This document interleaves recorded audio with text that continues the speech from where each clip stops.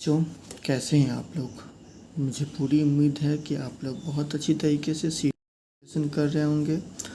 और हमारे जो पिछले 2 लेक्चर्स हैं वो बहुत अच्छे तरीके से, जिसमें हमने पीवाईक्यू के माध्यम से पीवाईक्यू को सोर्स में लेते हुए जो मेरा नोट्स है और उसको अच्छी तरीके से एक्सप्लेन किए हैं, तो आप लोगों को बहुत अच्छी तरीके से समझ में आया होगा।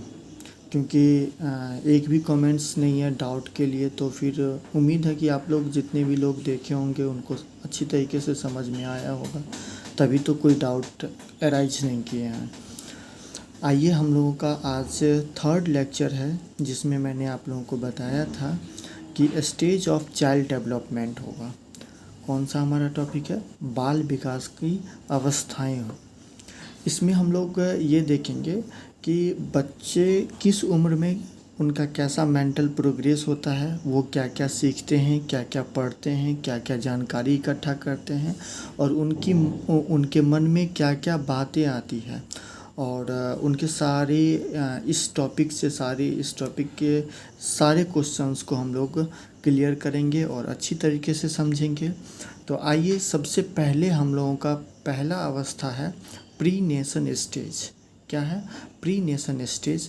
इस स्टेज को 9 महीने तक या फिर जो है 280 दिन तक रखा जाता है।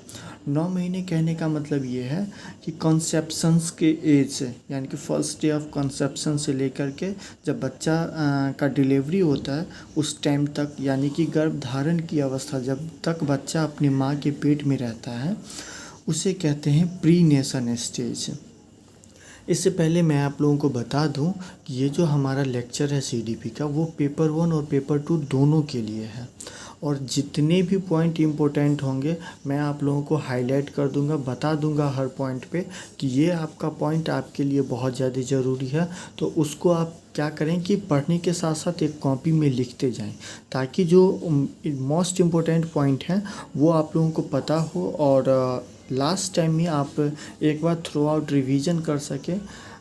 तो उसके लिए जो है सो सबसे इम्पोर्टेंट जितने भी पॉइंट होंगे मैं आप लोगों को बताते रहूँगा। हालांकि पूरा नोट्स ही इम्पोर्टेंट है, पूरा लेक्चर ही इम्पोर्टेंट है, बट जो मोस्ट इम्पोर्टेंट है, जो एग्ज़ाम में आएगा 100 एकदम श्योर है कि 1 मार्क्स का आएगा, वो मैं आप लोगों को इंडिकेट कर दूँगा। तो प्री नेशन स्टेज आप लोग समझ गए होंगे। Pre nation stage it means कि इसका जो टाइम पीरियड होता है वो 9 मंथ होता है या फिर 280 दिन होता है, यानी कि 280 डेज होता है। ये जो है सो जब बच्चा माँ के गर्भ में रहता है तो उसी टाइम का जो पीरियड होता है उसको क्या कहते हैं? प्री नेशन स्टेज कहते हैं, यानी कि गर्भ धारण की अवस्था, यानी कि कॉन्सेप्शंस से शुरू होता है। ठीक है। दूसरा हमारा है इन्फेंसी स्टेज। ये टाइम याद कर लीजिएगा।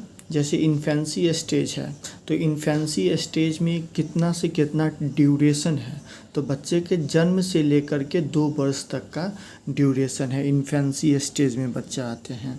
ठीक है। इस अवस्था में क्या होता है ना कि बच्चा अपने माता पिता पे मूल रूप से निर्भर रहता है। मैक्सिमम टाइम वो चाहता है कि अपनी मम्मी के पास, अपनी फैमिली के पास रहें, और जनरली दूसरे लोगों के पास नहीं जाना चाहता है बच्चा। और इनका जो व्यवहार होता है वो मूल प्रवृत्तियों पर आधारित होता है। यहाँ पे आप लोगों को दिख रहा होगा मूल प्रवृत्ति। मूल प्रवृत्ति कहने का मतलब ये होता है कि जब बच्चा को भूख लगेगा तो वो भूख के लिए, खाना के लिए बोलेगा या फिर रोना शुरू होगा। जब बच्चा को अगर चोट लगेगा तो वो रोना शुरू होगा। ऐसा नहीं है कि जैसे किशोरावस्था में आते आते बच्चे क्या हो जाते हैं कि उनका मूल प्रवृत्ति कुछ और होता है और सामने से दिखाते कुछ और है। इट मीन्स क्या, उनको अगर भूख लगी है तो वो सामने से बोलेंगे कि ना हमें खाना नहीं चाहिए, या फिर मतलब ऐसा समय के अनुसार, सिचुएशंस के अनुसार वो अपना प्रवृत्ति को छुपाते हैं। लेकिन बच्चे क्या है कि समय और सिचुएशंस को नहीं देखेगा, उसको जो चीज़ अच्छा लगेगा, अगर कोई भी चीज़ अच्छा लग रहा है तो वो खुश रहेगा। किसी भी चीज़ पे अगर उसको हंसी आ रही है तो वो हंसेगा। ऐसा नहीं कि वो अपनी हंसी को छुपा लेगा। तो इससे कहते हैं मूल प्रवृत्ति, यानी कि जैसा उसका बॉडी रिएक्ट करेगा वो वैसा जो है सो सामने से भी रिएक्ट करेगा, और माता पिता के ऊपर ये निर्भर रहते हैं। इसमें बच्चों का जो शारीरिक गति तेज होती है, मानसिक गति तेज होती है। और ये बच्चे, इस टाइम के बच्चे जो हैं वो बहुत ज़्यादा एक्टिव रूप से किसी भी चीज़ को सीखते हैं। यहाँ पे अधिगम का अवस्था कहा गया है। अधिगम मतलब क्या होता है? सीखना होता है। अधिगम मतलब क्या होता है? सीखना, यानी कि सीखने की अवस्था होती है। बच्चा किससे सीखेगा? तो अपने माता पिता से, अपने फैमिली से, अपने आस पड़ोस से। नेक्स्ट क्या है कि इसमें मोरलिटी का अभाव होता है, यानी कि नैतिकता का अभाव होता है। अगर इस एज के बच्चों को आप जो कहेंगे बच्चा वही करेगा। ये नहीं सोचेगा कि ये करने से मतलब कुछ लोगों को हानि भी होता है या फिर लॉस है या फिर किसी को ठेस पहुंचेगा, किसी को बुरा लगेगा, ऐसा कुछ भी नहीं सोचेगा। जैसे आप देखे होंगे कि जो बच्चे 1-2 साल के होते हैं उनको अगर कहिएगा कि बाबू आप पापा को मारो, तो वो पापा को मार देगा। बोलेगा बाबू आप जो है सो मम्मी को मारो, तो वो मम्मी को मार देगा। उनको ये नहीं लगेगा कि ये हमारे सीनियर हैं, ये हमारे गार्जियन हैं, सीनियर और गार्जियन का रिस्पेक्ट करना चाहिए या फिर उन्हें नहीं मारना चाहिए। इस चीज़ का अभाव होता है, यानी कि मोरलिटी का बच्चे के अंदर अभाव होता है। तो एक बार और फिर से देख लें, इन्फेंसी स्टेज यानी कि शैशवा अवस्था जन्म से 2 वर्ष के बच्चे तक में रहता है को कहा जाता है। इनमें इस एज में बच्चे माता पिता के ऊपर मूल रूप से निर्भर रहते हैं। इनका जो एक्टिविटी है, इनका जो व्यवहार है वो मूल प्रवृत्ति पर आधारित होता है। इसमें तेज़ शारीरिक गति, मानसिक गति, अधिगम की अवस्था होती है और बच्चे के अंदर नैतिकता का अभाव होता है, यानी कि मोरलिटी का अभाव होता है। नेक्स्ट हमारा है third point, early childhood stage. कौन सा है? अर्ली चाइल्डहुड स्टेज है। इसमें क्या है कि पूर्व बाल्यावस्था। इसमें बच्चा क्या करता है?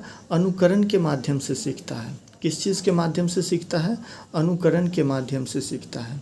ये आप लोग याद कर लेंगे कि जो अर्ली चाइल्डहुड स्टेज है इसमें बच्चे जो है सो बच्चे की आयु 2 वर्ष से लेकर 6 वर्ष तक होती है। कितना होता है? 2 से 6 वर्ष तक। इसमें बच्चा अनुकरण के माध्यम से सीखता है। इस एज के बच्चे में क्यूरियोसिटी ज़्यादा होती है। इसको टॉय एज कहा जाता है और इसे जो है सो भाषा अर्जन की सेंसिटिव पीरियड कहा जाता है। भाषा अर्जन की सेंसिटिव पीरियड कहने का तात्पर्य हमारा ये है कि बच्चा इस एज में जो भी कुछ उसके आसपास में घटित होते रहता है उसको बहुत अच्छी तरीके से सुनता है, समझता है और उस चीज़ को अपने जीवन में भी लाता है। तो अगर उनके सामने में आप अच्छी बोली बोलेंगे, अच्छी भाषा का प्रयोग करेंगे तो बच्चा का जो भाषा का जो विकास होगा वो अच्छी भाषा का विकास होगा। और अगर उनके सामने में गलत तरीके से गलत व्यवहार करेंगे तो वो बच्चा भी उसी तरीके से सीख लेगा। कहते हैं ना कि बच्चे के ऊपर हेरिडिटी और इन्वायरमेंट का प्रभाव होता है, तो वो इसी स्टेज में होता है। इस स्टेज कहने का मतलब हो गया अर्ली चाइल्डहुड स्टेज, यानी कि ये 2 से 6 वर्ष के बच्चों में ऐसा होता है। टॉय एज कहने का मतलब है कि इस अवस्था में बच्चों को खिलौने से बहुत ज़्यादा प्रेम होता है। बच्चा बहुत ज़्यादा खिलौने के ऊपर जो है खिलौने के ऊपर एक्टिवली रहते हैं।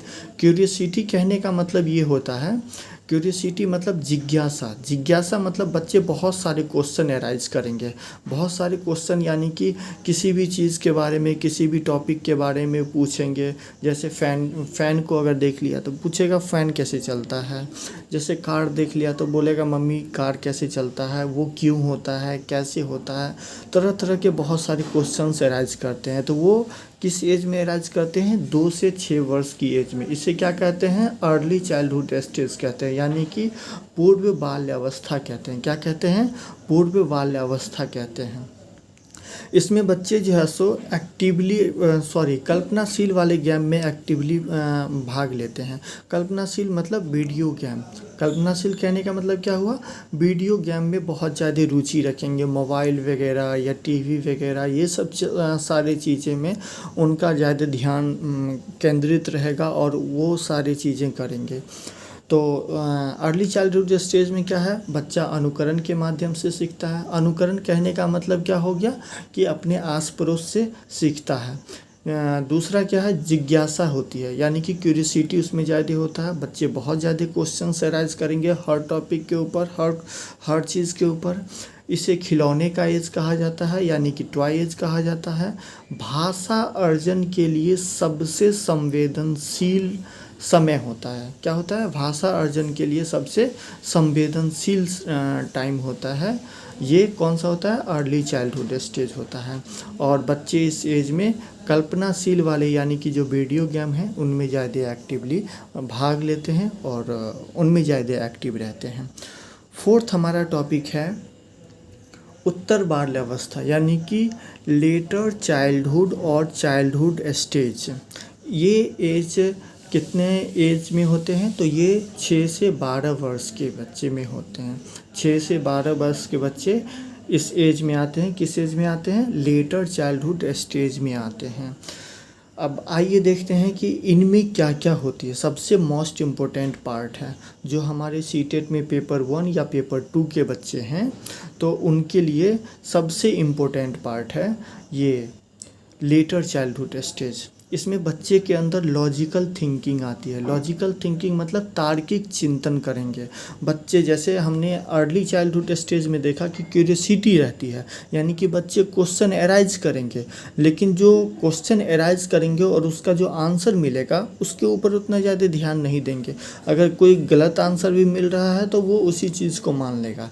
लेकिन यहाँ क्या है, चाइल्डहुड स्टेज में क्या है कि बच्चे के अंदर लॉजिकल थिंकिंग आएगा, यानी कि अगर वो कोई भी क्वेश्चन एराइज करेगा तो जो भी उसको आंसर मिल रहा है उस आंसर के ऊपर तर्क वितर्क करेंगे, यानी कि क्या करेंगे?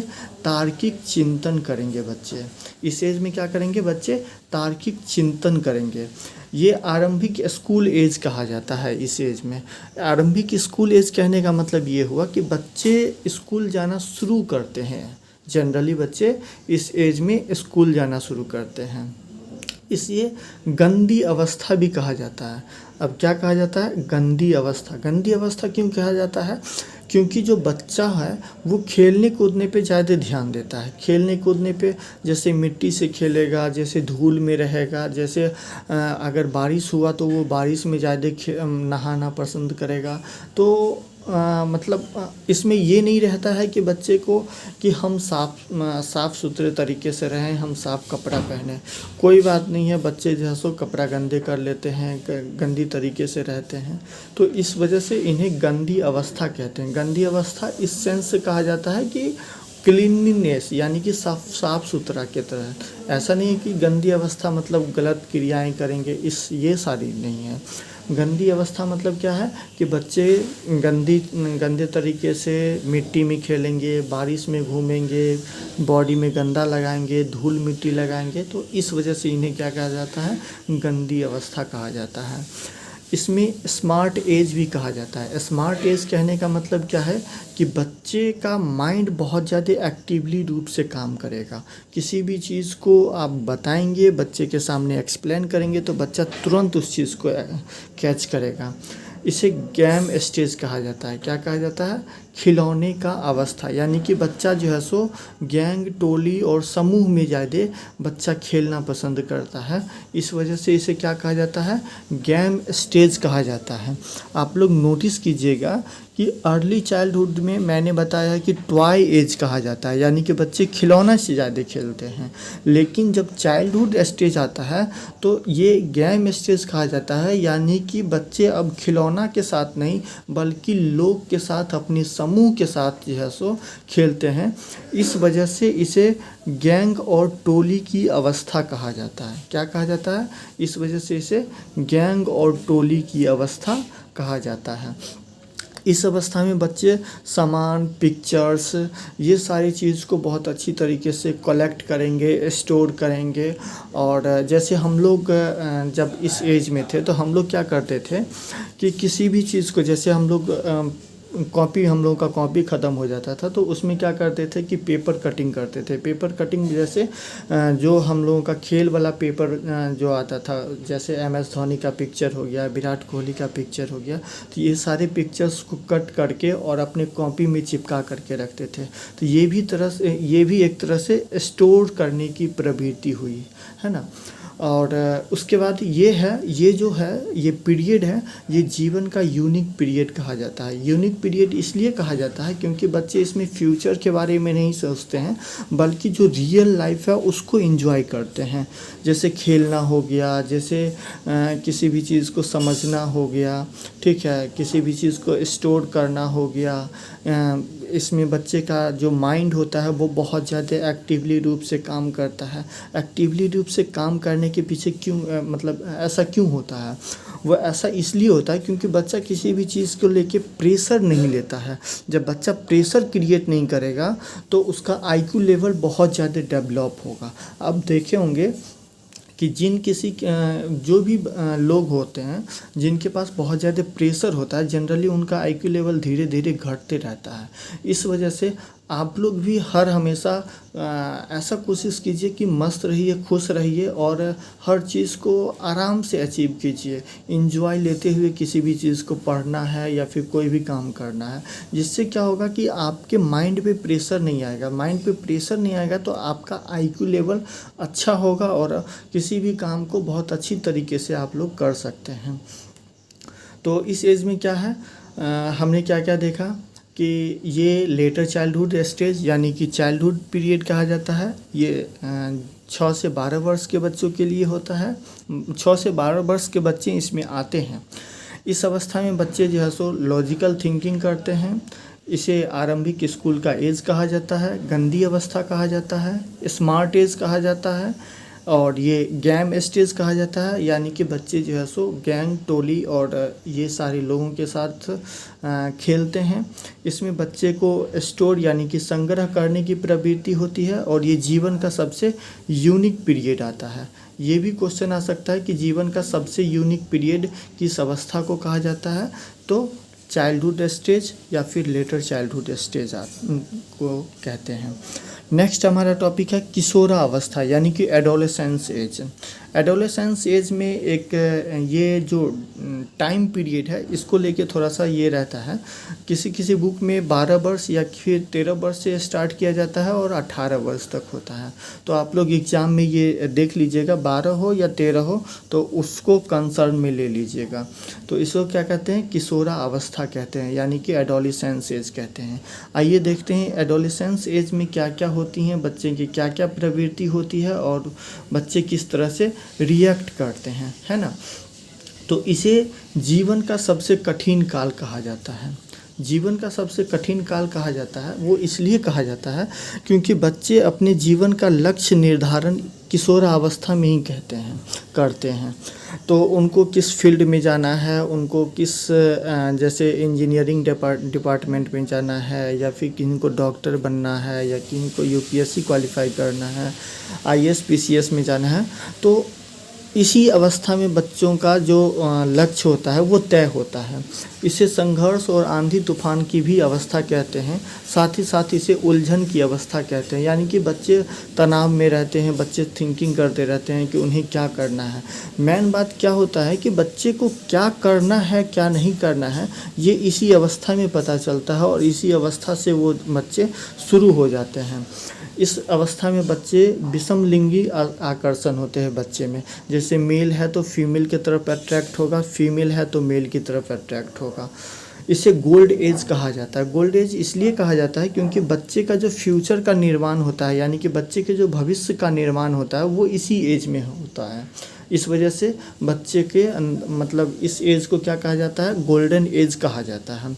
इसमें बच्चे अपने आइडल्स को लेके बहुत ज़्यादा ये रहते हैं और हीरो वर्शिप यानी कि वीर पूजा की भावना रखते हैं। जैसे कि उनके जो भी आइडियल्स होंगे या फिर जिनको वो बहुत अच्छे मानते हैं उनके अनुरूप अपना एक्टिविटी, उनका काम, अपना चलने का, सोचने का तरीका रखते हैं। जैसे कि हम लोगों के टाइम में महेंद्र सिंह धोनी थे आइडियल्स, तो वो किस तरह से टीम को लीड करते थे, उनका कैसा स्टाइल रहता था, क्या बोलने का तरीका रहता था, तो जनरली लोग वैसे करना मतलब उस तरह से उनके एक्टिविटी को अनुकरण करके अपने जीवन में लाते थे।